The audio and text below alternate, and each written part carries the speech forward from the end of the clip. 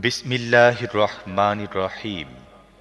না, আমি কসম খাচ্ছি এই নগরের, আর অবস্থা হচ্ছে এই যে, হে নবী, তোমাকে এই নগরে হালাল করে দেয়া হয়েছে।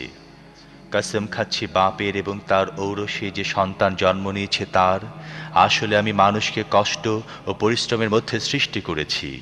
সে কি মনে করে রেখেছে তার উপর কেউ জোর খাটাতে পারবে না? সে বলে, আমি প্রচুর ধনসম্পদ উড়িয়ে দিয়েছি। সে কি মনে করে কেউ তাকে দেখেনি? আমি কি তাকে দুটি চোখ, একটি জিহ্বা ও দুটি ঠোঁট দেইনি? আমি কি তাকে দুটি সুস্পষ্ট পথ দেখাইনি? কিন্তু সে দুর্গম গিরিপথ অতিক্রম করার সাহস করেনি।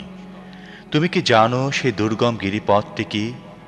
কোনো গলাকে দাসমুক্ত করা, অথবা অনাহারে দিন কোনো নিকটবর্তী এতিম বা ধুলিমলিন মিসকিনকে খাবার খাওয়ানো।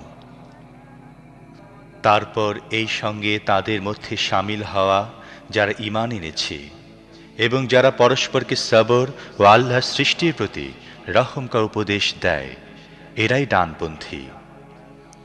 আর যারা আমার আয়াত মানতে অস্বীকার করেছে তারা বামপন্থী, এদের ওপর আগুন ছেয়ে থাকবে।